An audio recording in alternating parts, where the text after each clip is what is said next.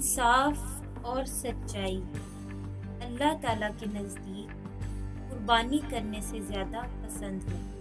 جو شخص علم رکھتا ہے لیکن اس پر عمل نہیں کرتا، وہ اس مریض کی مانند ہے جو دوا تو رکھتا ہے مگر استعمال نہیں کرتا۔ اسے بشارت ہو جیسے اللہ تعالیٰ نے اپنی کتاب کا علم دیا اور وہ متکبر نہیں مرا۔ ہر ایک انسان کی روشنی اس کی نظر میں ٹھیک ہے، لیکن اللہ تعالیٰ دلوں کو تولتا ہے۔ اللہ تعالیٰ کی بے انتہا نعمتوں اور اس کے احسانات کا شکریہ انسانی طاقت سے باہر ہے۔ میرے نزدیک مٹی کا ڈیلا اور روپے برابر ہے۔ جب تمہاری روزی دوسروں کی روزی سے الگ ہو تو پھر یہ بے صبری اور پریشانی کیوں؟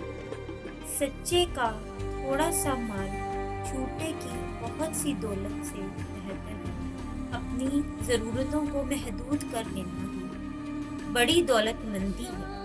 جو شخص زندگی کی مناسب ضروریات سے زیادہ کا طلب ہوا وہ کبھی مطمئن نہیں ہو سکتا۔ ہر ایک کام کرنے سے پہلے اس کا انجام سوچ لو۔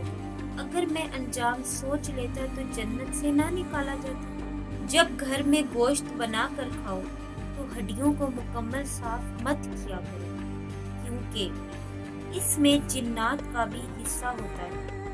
اگر ہڈیوں کو مکمل صاف کرو گے تو وہ تمہارے گھر سے اس سے قیمتی چیز لے کر جائے گی۔ جو شخص کھڑے ہو کر کنگھا کرے گا قرض میں مبتلا رہے گا۔ جب تم سیب کھانا چاہو تو پہلے اس کو سونگھ لو پھر کھاؤ۔ اگر تم ایسا کرو گے تو جسم سے ہر بیماری نکل جائے گی۔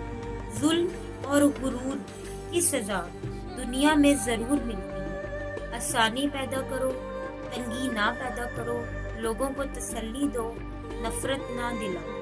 کسی کو نیکی کی تلقین کرنا صدقہ ہے اور کسی کو برائی سے روکنا بھی صدقہ ہے۔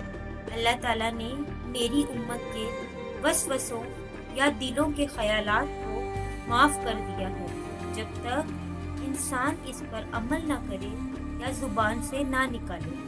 صبح کا آغاز صدقے سے کیا کرو، کیونکہ مصیبت صدقے سے آگے قدم نہیں بڑھاتی۔ حضور پر نور نے ارشاد فرمایا، جو دن کی شروع میں سورہ یاسین پڑھ لے تو اس کے تمام ضروریات پوری ہوں۔